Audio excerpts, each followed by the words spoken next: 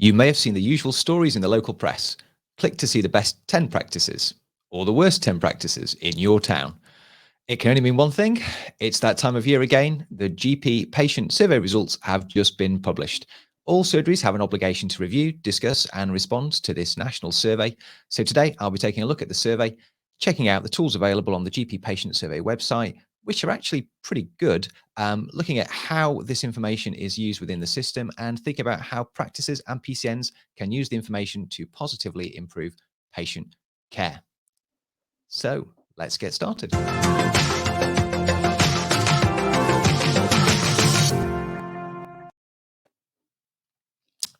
So welcome and thanks for joining us for this eGP Learning video about the GP Patient Survey. I'm Dr. Andy Foster, a GP in Nottingham. I'm on the board of our local GP Federation and was formerly a PCN Clinical Director. So those are my declarations of interest. The GP Patient Survey is published annually at about this time of year, and it was published on the 14th of July this year. I always know when these results have been published because local news outlets start to publish articles based around the survey, and they start to appear in my Google News feed. I don't usually let Google know where I am, so I see these articles from all around the country appearing in my feed, so I know they appear everywhere, and you will have seen them. I think these articles are popular because they are really easy for journalists to put together, and they can essentially be done the same thing, year in, year out. In addition, I'm sure they do get a lot of clicks. The top 10 and top 5 format is good for getting attention.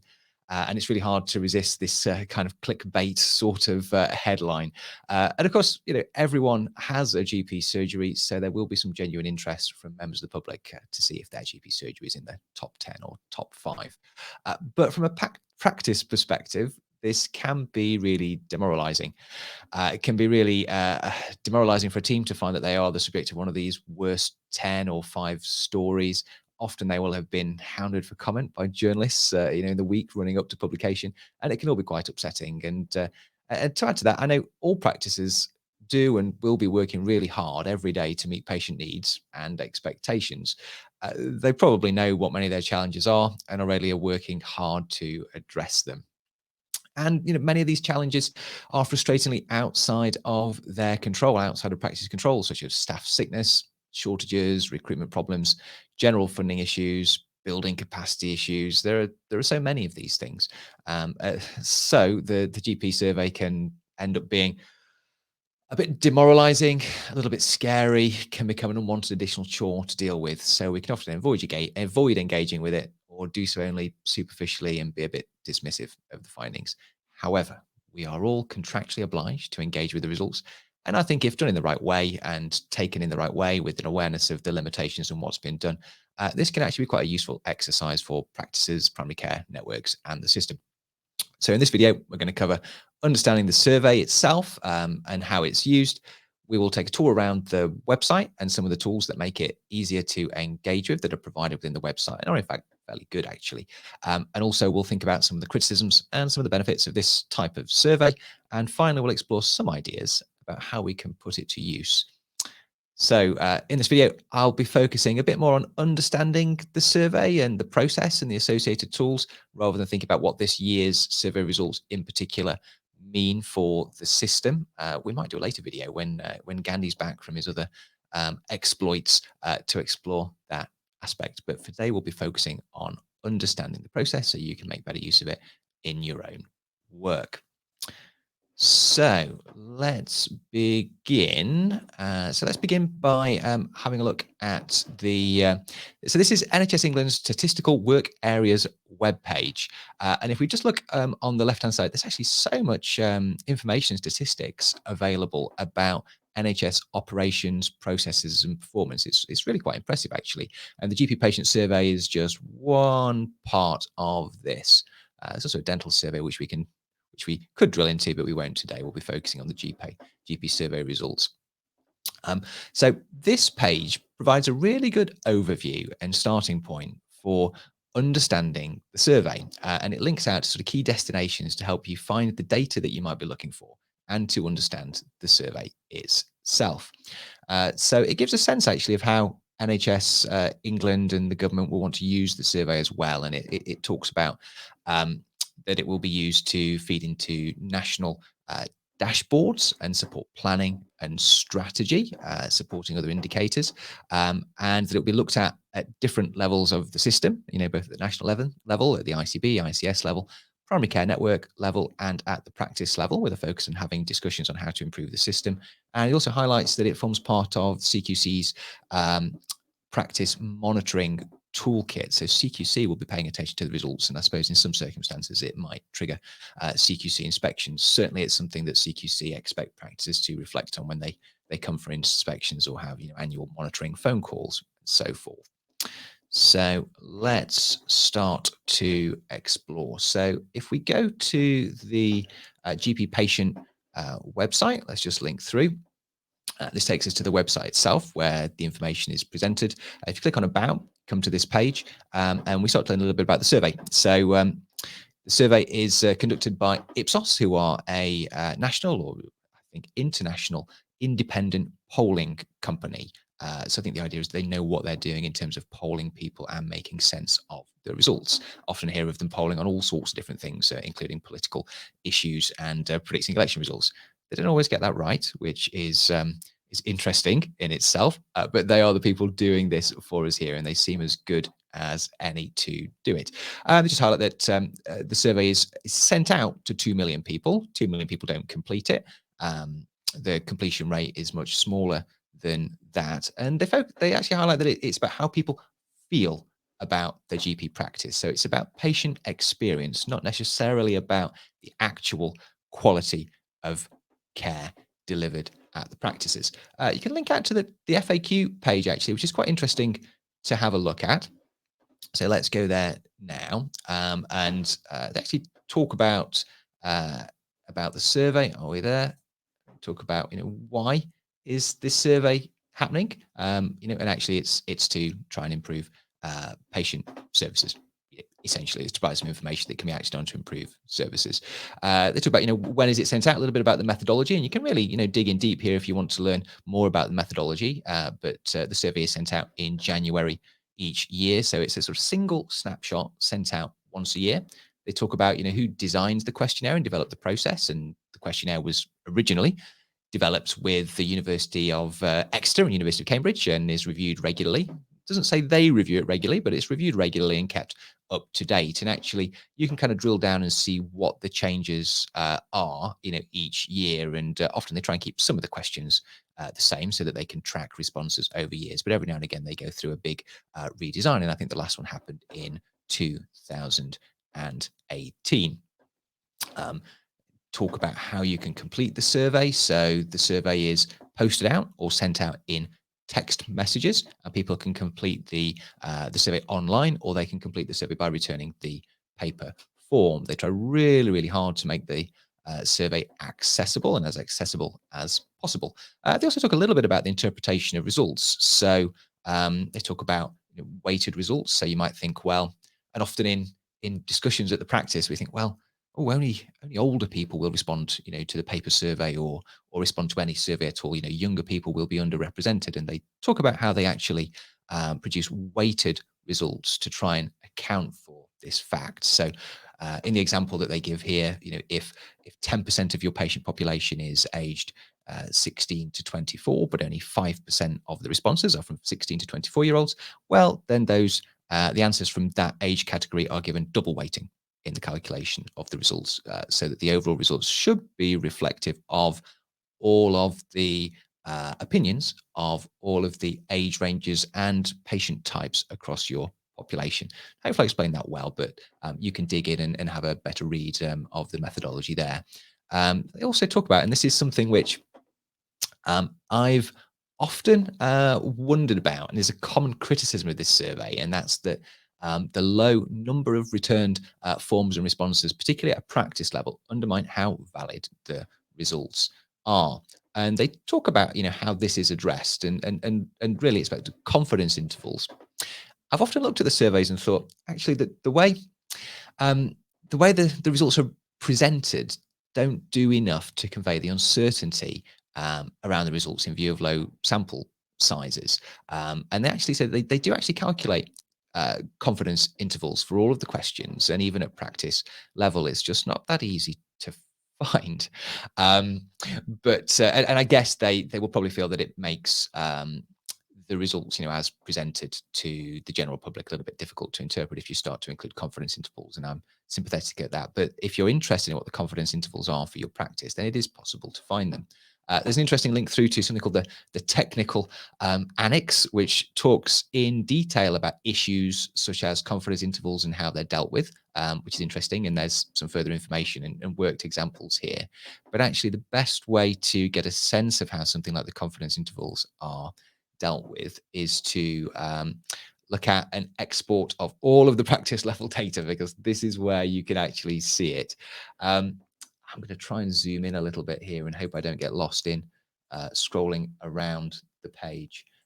So if we, I might just zoom out again, actually.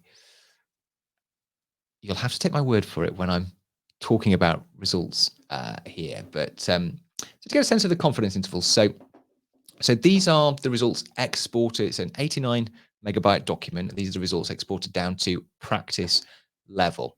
And it's question by question. So if we look at this particular question here, which is generally how easy is it to get through to someone on the phone at your practice, you can look for the results for all of England.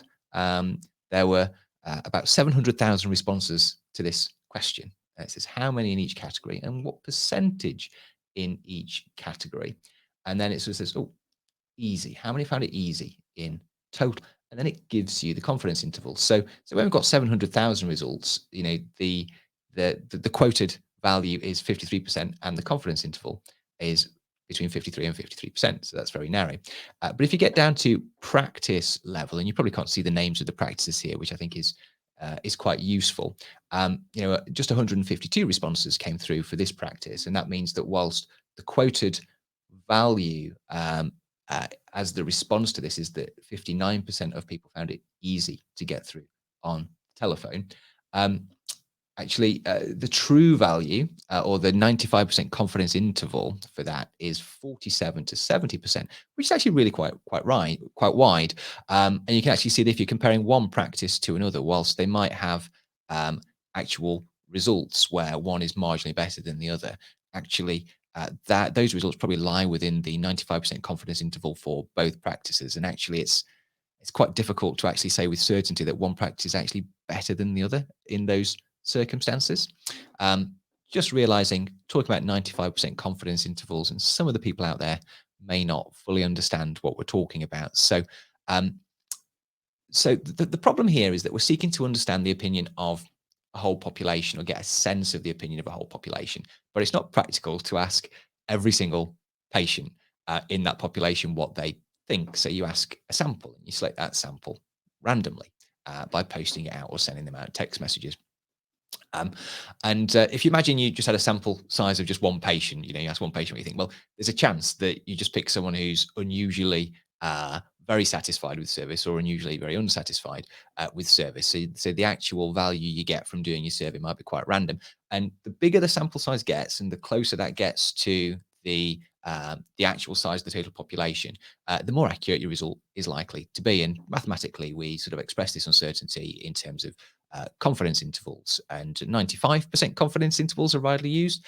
And you give a range, and you say that there's a 95% confidence that the true value lies within that range. So there's a 19 out of 20 chance that the true value lies in that range, but there's still a 1 in 20 chance that it lies outside of that range. And the narrower those two values and the closer they are together, the more reliable the data is. If you didn't fully understand what I was talking about there, or I didn't do a very good job, then just do a quick Google search and look up 95% confidence intervals.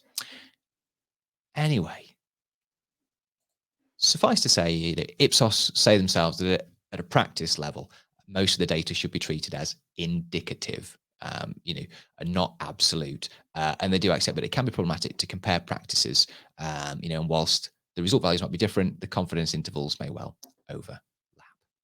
So sorry if I went a little bit deep there. That's something that I've often wondered about, and it's been really beneficial for me to have a little bit of a dive in and start to answer some of my concerns that I had about the survey. And actually, it seems to be well understood by the people who design and operate and report on the results of the survey, which should probably come as no surprise to me. So let's zoom back out again. Let's go back to the NHS website page where we started, and we can start to look at some of the results. So if we click on latest results, we go through to this page and we can start to just explore actually some of the tools and the ways that it's presented. So if we start with the national picture, we can click the drop down menu here. We can get a national infographic, which is really, really helpful. Oh, where is it? Here we go. So the national infographic. Yeah, this is really good. I think, just to show what the responses were at a national level. So I think this is the sort of thing that the BMA, the GMC, the RCGP, will be interested at, that the press at a national level will be interested in looking at. So I say I'm not going to dive into the results today, just showing you what's there so that you can dive in and have a look around yourself. There's actually a national report which is really, really insightful. Let's see if we can download and have a look.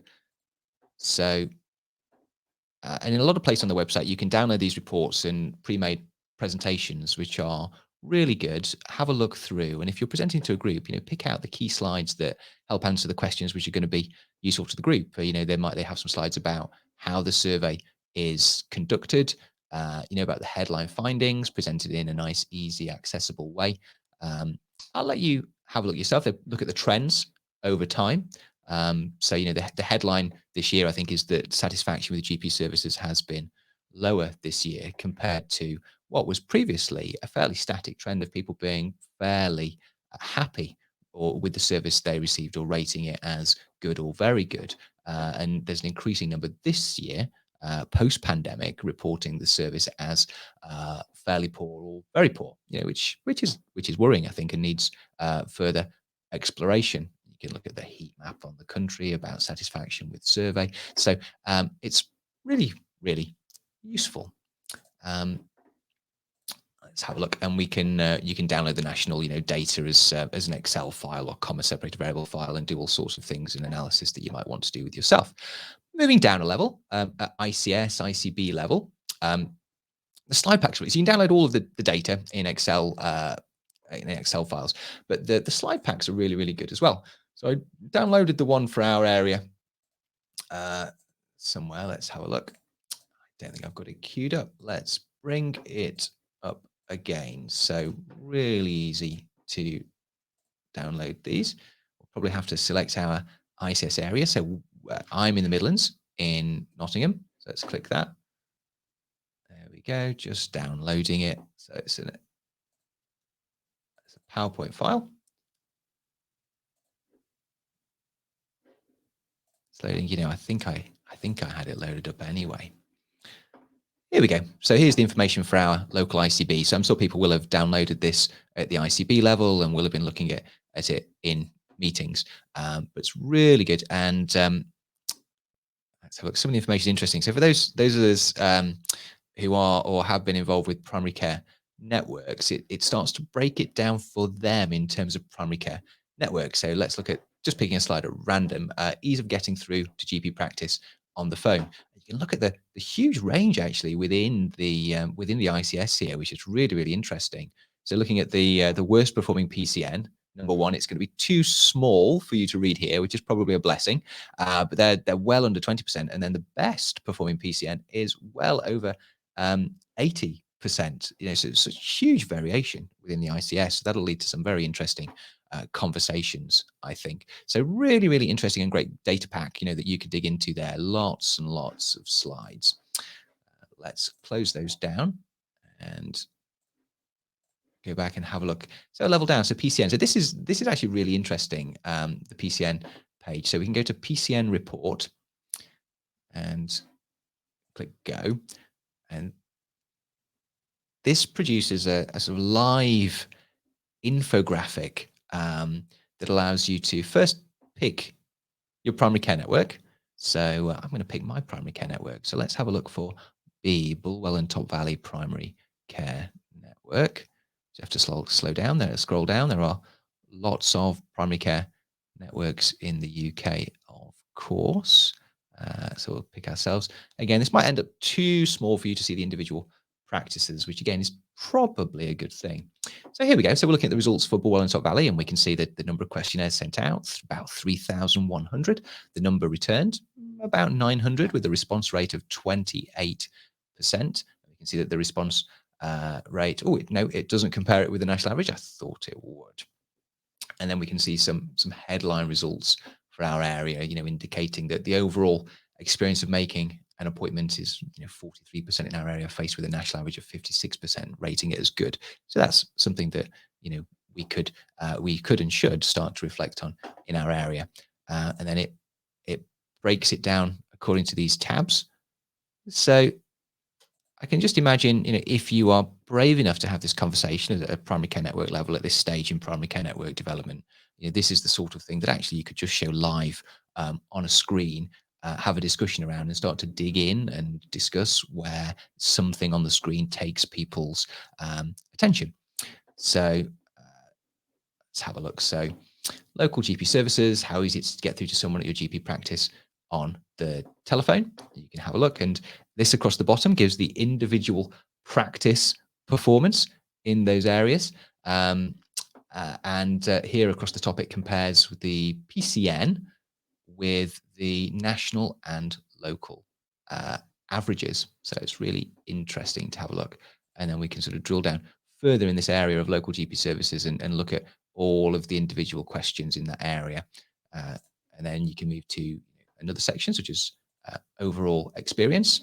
And you can drop down and look at the individual questions within that area as well. So really good tool, I think, for looking at this at primary care network level. And let's just go back. So with practice level, on this screen, you can download the big Excel file for practice level data. But actually, I found it much easier to go to instead of looking at my own practice, just to go to the home page for GP survey and start to enter in the postcode of the area that you're interested in. So let's put in the postcode for my area. We can have a look, and this gives all the practices near that area, and then we can click on and have a look at the results. So I think I've got it queued up over here. So it gives you a GP patient survey sort of dashboard for your practice, again, which is live. I remember in previous years, we've sort of exported some of the data and done screen grabs to present it in a PowerPoint presentation, but it's certainly not necessary to do that now. Just showing this live on a screen when you're having your discussions with staff or even the patient participation group will allow you to have a look at the headlines and then drill down and look in further if areas are of interest, to have a really lively and dynamic debate. There are some practice PowerPoint packs that you can download. I think those are really good for if you want to display these on a wall or include them in a handout or something like that to staff. Put them on the wall of the reception, the inner reception area, or the staff room, for example, giving the headline figures. So that's really useful. Let's go back to the website, and then you have a practice overview, having a look at how your practice is doing. So on the left, it says where you are highest compared with the regional ICS results, and where you are the lowest. So it immediately gives you an indication of where you could focus to improve the reported patient experience. You can drill down a little bit more into the data. So it's just thinking about things here. We're doing this live, and so it starts to break things down. So this is just showing the key questions, but you can have a look at the individual areas of the survey in more detail. And so, okay, so getting through on the telephone. So this isn't good compared with local and national averages. We're aware of this. We've had a discussion. It's a long-running issue for the practice, and we've done all sorts to try and improve this over the years, and we're going to have to try some more things going forward in the future. And you can show a bit of a breakdown here comparing this practice to the local and national area as well. So you can just imagine having this conversation live on the fly in a practice meeting. The final thing, which is really helpful or useful to do, is compare practices. So it takes a while to think about it when you select the practices, but you can search by postcode and compare with practices either near your practice in the same primary care network, or practices across the city that you think are either very different to your own practice, or very similar to your own practice despite being in a different primary care network. So let's have a look here. So I've just selected our practice and another nearby practice that's it's actually subsequently closed due to retirement. So hopefully they won't. They've been going through a period of change, so hopefully they won't be offended that we've shown their results if they're not happy with them. And then a GP practice very near where I live, which is a very different part of the city, quite deprived actually, where I work at Parkside Medical Practice, but here much more affluent area. Because I thought it'd be interesting to see how the results differed, and you can have a look. You know, question by question, issue by issue, and see how you compare with neighbours, because it's important to compare yourself, appropriately with similar practices that serve a similar demographic, and you can have a look at the breakdown, how each practice is doing on those issues, and how many survey results actually that's based on, as well, and what the unweighted and weighted results are. So I think it's a really, I think it's a useful. Oh, there's a URL for looking at these reports. So I think if you know what you are looking at, then I think that this can be quite useful and beneficial. But let's just start to have a think about some of the uh, criticisms and some of the benefits of it as well. Now, this is not an exhaustive list, and there'll be many more that you can think of, and I'd be interested to know what they are, in the comments actually, and what you think about the survey and how you are using the survey in your practice, in your primary care network, or in your ICS, ICB roles. But criticism. So a lot of people, particularly at practice level, say that the low sample size means that it's only indicative at a practice level, and then it's difficult to compare one practice to another and actually do anything too meaningful with the information you get because of that low sample size issue. Um, People do highlight that it's unfair to compare some practices with others. It can be like comparing apples to oranges. Practices in difficult areas where it's perhaps harder to recruit, for example, where there are generally lower levels of life satisfaction and other issues at the practice or in the population that are outside the control of the practice. It's unfair to compare with practice perhaps in more affluent areas where it's less challenging to work and where the population perhaps would just generally report a higher level of general well-being and satisfaction with life and other services. So in fact, I've often thought that there should be a set of control questions on the survey about general life satisfaction. How satisfied are you with the sky? For example, I'm being a little bit facetious here, but questions that seek to control for that general level of satisfaction with anything you might choose to ask about, and then maybe have an option to control the results for that sort of thing. I think that would be really, really interesting. People will highlight that there's this is done annually, once a year. So there, for many people, there's a delay in time from the last contact they had with the practice to when they're completing the survey and thinking about the practice, and that this can lead to recollection bias, and that actually for a lot of people, maybe they're actually not thinking about how that practice performed within the last 6 months or the last time they had contact with the practice, but they can't help but incorporate how they felt about the practice over the last few years, for example. So it can be quite difficult for practices to change those long held perceptions about access and things like that. And I think that's an interesting criticism. A lot of people will say, actually, we do our friends and family survey. We send them a text the next day after they've had contact. We think that that's a more valid measure. So I think this is only one of many ways to think about your practice's performance.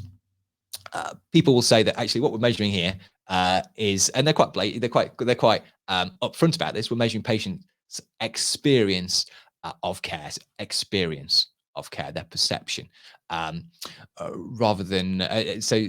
Yes, you're measuring their experience of the care, which is their perception, against their own expectations of what the care should be, and what you're not actually measuring is the absolute quality of that care, as could be objectively verified, or whether the expectations that they have are reasonable to have in the first place. So that's a criticism that many people will have of the process.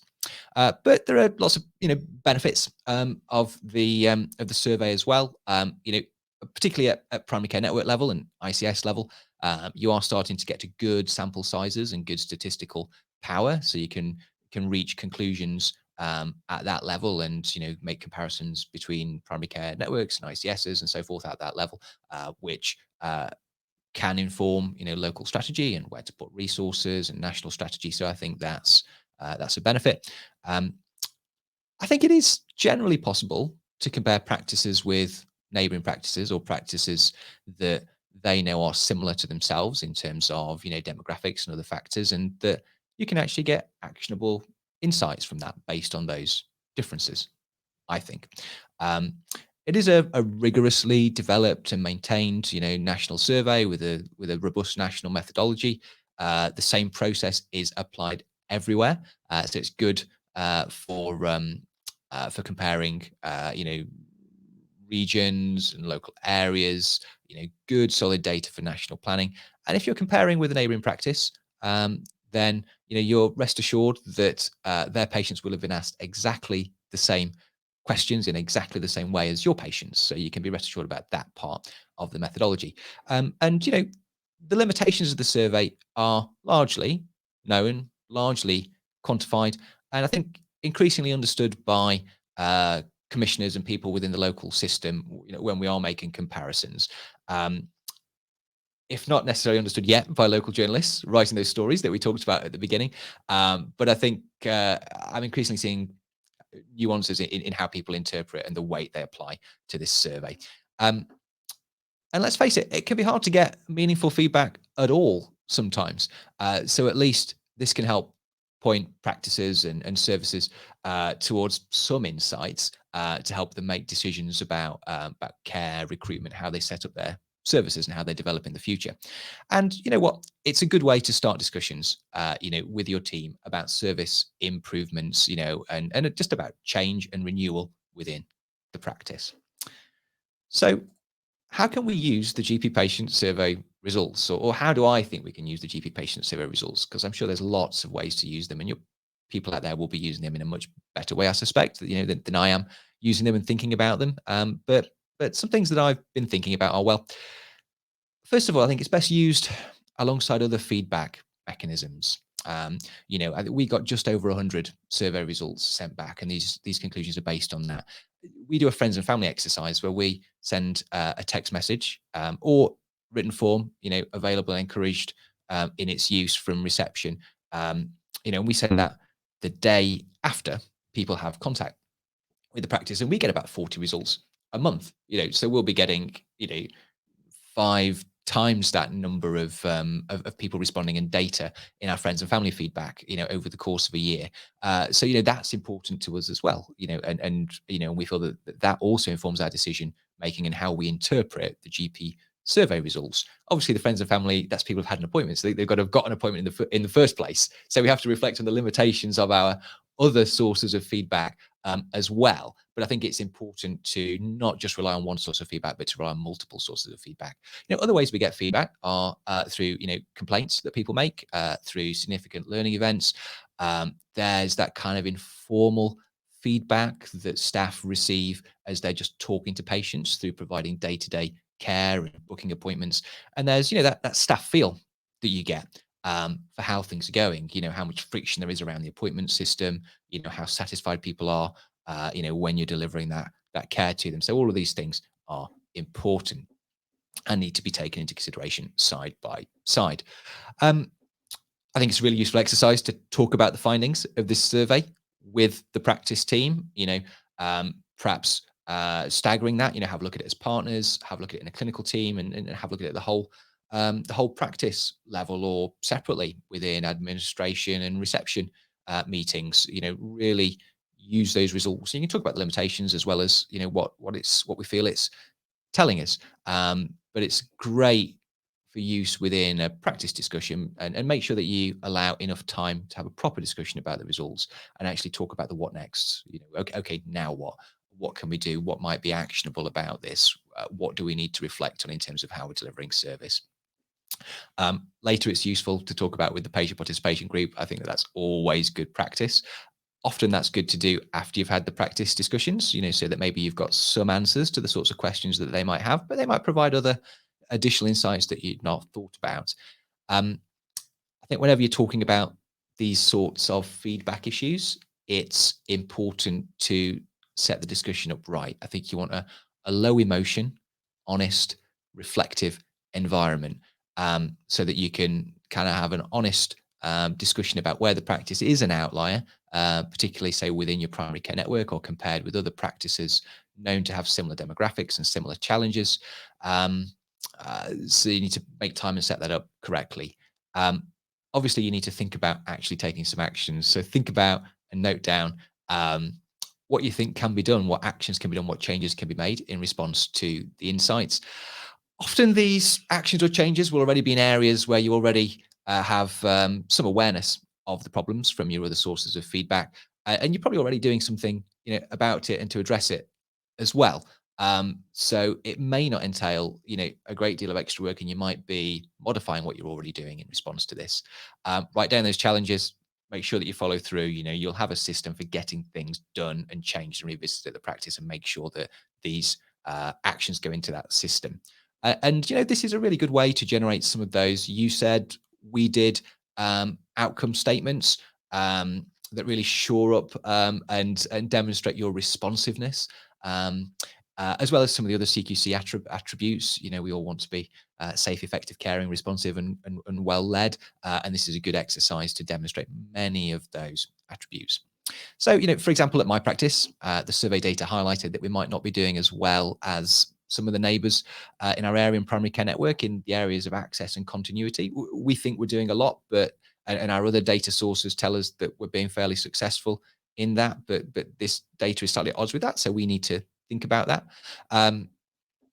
So we're going to have some further discussions actually with the rest of the staff. We thought that there was probably some aspects of the structure of our clinics, the appointment types within them, and how people are booked into those appointment types that could be further improved. It's an area that's been evolving as COVID restrictions have been lifting, but it's an area that we now want to have further discussions about. There were some other action points leading from our discussion around the GP patient survey results, but that was just one example.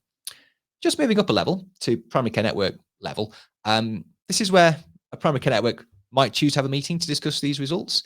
I think at some point there will be a push for practices within a primary care network, or what will maybe become known as neighbourhood teams in the future, to share some responsibility for performance on this survey at the neighbourhood level. I don't think that's quite there yet, or not quite being applied yet, but I think that is something that will come in the future. Practices can be quite sensitive about performance discussions, at that level, going outside of the practice. I think that those discussions might reveal a tendency to be defensive, or at least there's a risk of this, with practices talking about specific challenges that they have or specific difficult patients, questioning the validity of the data in terms of the sample size, confidence intervals, the ability to compare one practice with another. So I think discussions would need to be had, carefully, and you'd have to set the environment up correctly so that you could have the right productive discussions. But for a primary care network with great relationships, a good open culture, high level of trust, these sorts of meetings would be a great way to share the solutions that some practices have found, but others might not have found yet, to problems, spread good practice, maybe think about how the primary care network wide resources could be used to support and address some of the highlighted challenges, or have a discussion about how processes could be changed. You could be really quite creative as a primary care network addressing some of these resources if there was an appetite to be. So I think that could be a positive exercise, but I think some primary care networks might find it a challenge at this stage in their development. But it might be worth a try, and certainly would be interesting. So that feels like a positive place to end. Hopefully you've enjoyed talking a little bit about the survey itself, how it's conducted, having a look at some of those tools that are there on the website to get information and look at information and compare different ICSs with other ICSs and practices with practices. Hopefully, we've found that useful, and sometimes actually just being shown around and being aware that there's useful tools there is really helpful because you don't often discover them yourself. So, what do you think about the GP patient survey? Comment, let us know. I think when we did this last year, somebody who was involved in the design of the survey got involved in the comments section on Twitter and gave us some interesting insights and corrected us where we identified sort of issues that we thought were there that were already being addressed by them. And finally, if you found this useful, then please share it, like it, and subscribe. And we will see you soon.